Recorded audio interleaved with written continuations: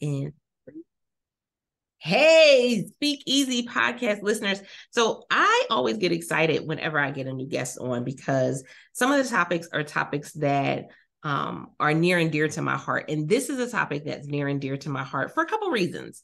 I was the one that was outside jumping rope as an adult. As a child, I wasn't outside. I wasn't actually allowed outside, even though the playground was across the street. That's a whole topic that we will get into later in this discussion. But my children were completely different. They loved to be outside. They did things inside too. But man, when they decided that in high school, y'all, I made it all the way to high school before they decided that they wanted to be in sports, and it took an interesting turn. So that's why I'm excited for my guest for today. Hello, how are you? Hello. Because there are so many benefits to your children getting outside. There's so many benefits to us getting outside. But before we jump into all of that, why don't you tell the studio audience a little bit about yourself? Sure. My name is Lakshmi Jayanthi. I am a mom of two boys. They're younger. They're 10 and 7. And they're very active in sports. And I basically have created an app that helps kids just pick up and play sports for the fun of it, casually in their neighborhoods and compete against other neighborhoods. And there was a lot that led to this journey, but one was I just don't see kids playing outside anymore, like we used to when we were younger, especially because of screens, because of safety issues. And also there's a professionalization of youth sports, meaning when kids start doing sports, it's like you got to pay a lot of money, you got to get the best trainers, and then the kids who just want to play for fun are kind of left out. And that is a huge problem, causing a lot of kids to just not play anything anymore, which is in the long term obviously pretty bad for our society. So I am on a mission to make a little dent in this problem and try to get kids out and playing, and super passionate about it. Now, it's so interesting because at the time of this recording, we are just past Father's Day. And my stepfather, one of the things that really like drew him and my mother was together was his love for kids in the beginning. Don't know where that shifted at some point in the relationship, but in the That's another beginning, topic. Yeah. right? In the beginning, there was a love for kids, and he worked for the rec center. And so he would literally pack up his vehicle with all the neighborhood kids and run them over to the rec. Now, he wasn't like in the neighborhood rec center working there. No, he was working like all the way downtown, but he would pack everybody up and we would have cars and just all ride down to the rec, and they would play basketball and things like that. And so but this was high school at this point. And so I loved being outside. I would jump rope. I would do all types of stuff. I would just sit outside just to sit outside. Yeah. But we don't see that as much. Yeah. And there's a fear there, there's a anxiety there, because there's so many things that are going on in the world. But I think if we get back to kind of creating some space and creating the opportunity to get them out there and want to do things. Exactly. And so I think that sparks something. And I just have to share this because this is funny, even though it's not a sport, you guys. Sure. My children are adults now. And I went to visit my girls who are away at college. And I said, I want to visit this waterfall. And they were like, a waterfall? Mom, what? What's wrong with you? Yeah. They indulged me, and we went to this waterfall, and we had the biggest smiles on our faces. You would have thought we were at Disney World. Yeah. Sometimes it's just the exposure that To can nature. Yeah. Yeah. Just being outside, being in nature. Yeah, a lot of our kids, especially post-pandemic, they're losing that. They're like, oh, they'll go outside because their parents are pushing them to, but then they kind of get pulled back inside, getting on a screen, getting on video games or whatever that is they're playing. And that's their normal, like the normal is let's play Roblox for the younger kids. Let's play Roblox with our friends virtually, and you're not with your friends in person. So, if you talk to parents of high school age kids, many of them are socially awkward. Like they don't know how to communicate to adults and just have conversation because their whole world is like this. And, it's just, I mean, when they're twiddling their thumbs on the phone. So it's a different society, and we have to figure out how to integrate some of the joys of being outside and the joys of just playing back into these kids' lives. And so I'm trying to do that with the technology twist. So you use technology to get yourself out there, but then you just play, And I think that's the biggest thing, because we do learn so much. As one of the things I always used to tell people that I was coaching was that you want to network, but we think of networking as being in this stuffy suit and being at this place handing a whole bunch of business cards out. I said, but if you go back to thinking of being at the playground and being at being at the sandlot and, think of it in that aspect. What made you start talking to somebody? Is because you had something of interest together. Right. Yeah. And so like those simple things that we learned when it came to communication and team building and all of that we learned just outside with our friends, outside and doing all types of, they're not getting that. Right. Yeah, absolutely. It's a different world. And like I said earlier, many kids are just getting priced out of it. If you have multiple children and, each of them have to pay, at the low end, $300 per season, plus uniforms, plus travel, all that stuff. That adds up very quickly. And it's really hard to swallow if your kid is trying it for the first time. Then, how do I commit to 12 weeks? What if my kid hates it halfway through, but you do it anyway, and then you force them to go and then they hate it. And, it can turn into a problem. There are many kids that they love it and that's for them and that's great. But there are many who that's very unreachable. So there's nothing for them, unless they're lucky and live in an area where there's a great rep program or great after school programs. But unfortunately, a lot of that is getting cut. Yeah, true. And it's so funny. So as a mom, I will say this, Speakeasy podcast listeners, I made it all the way to high school without my children doing sports. Yeah, that's amazing. I thought that, and mind you, they did musical, they did band, they did all types of arts, they did chess club, they did all types of things. But I made it all the way to high school. And then my oldest daughter, when I asked her what she wanted to do that year, she said, you know what, Mom? I want to do field hockey. Real field hockey. Wow. And I was like, what? Well, so field hockey it is. And then they handed me the paperwork and I was like, concussion. Oh. Oh. Yeah. Field hockey can be intense. I think that's the other fear too, is as parents, we're fearful of what, like, we can't put them in a bubble. What if they get hurt? What if something happens? And the reality is my oldest daughter, she went through 3 years of field hockey, no injuries. She got some bruises, and mind you, she was the goalie, y'all. She was the goalie. Okay.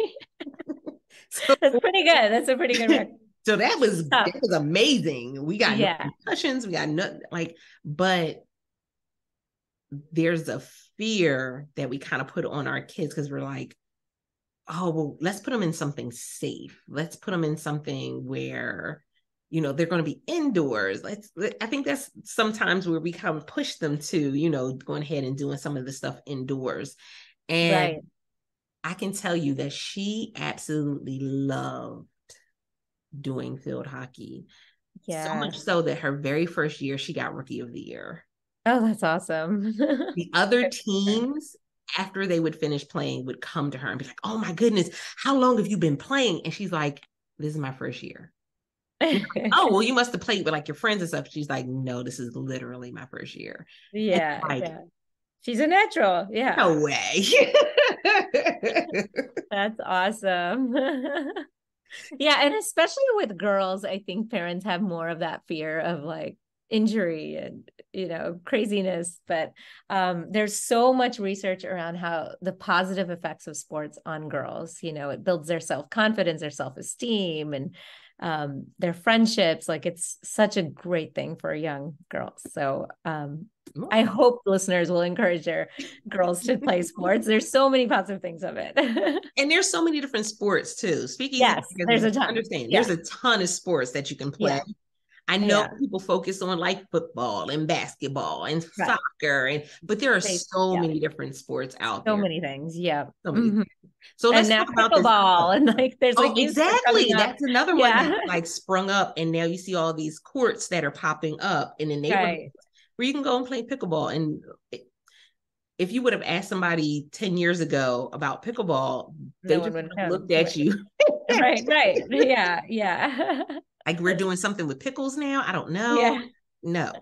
Now let's talk about the app. Because I think us having access to these apps and these different platforms are literally changing lives. Yeah. And so let's talk about the access to this app and what it can do for so many different families.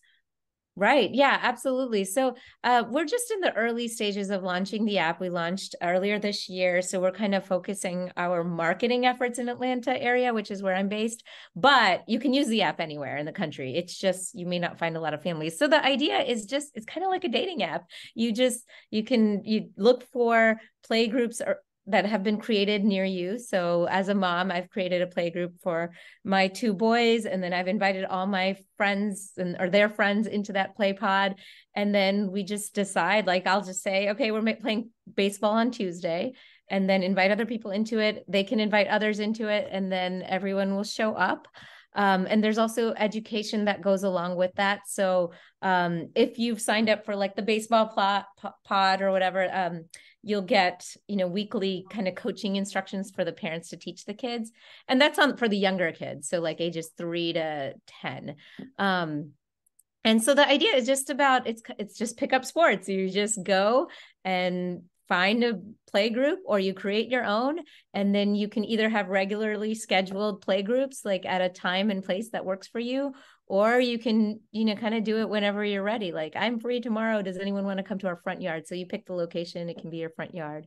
And there's a lot of security kind of intertwined in that, since we are dealing with kids. So none of the location information is public to the general. It's kind of have to be accepted by the person who creates the pod. But the idea is just to find kind of casual, fun play groups for your kids. I love that. And I love the safety piece of it. And then the fact that you do the teaching portion of it, because y'all, I had to learn field hockey on the fly. I've never played field hockey. I've never known anybody that's played it. So I had to learn it on the fly and kind of learn the rules. And with her, originally, she started out with her playing on the field, but she ended up literally that first year being the goalie and being the main goalie. Like, absolutely amazing. So learning the different things, and then over the years being able to go ahead and say, oh, okay, I know what that is. I know what this is. Okay, wait, it didn't look right.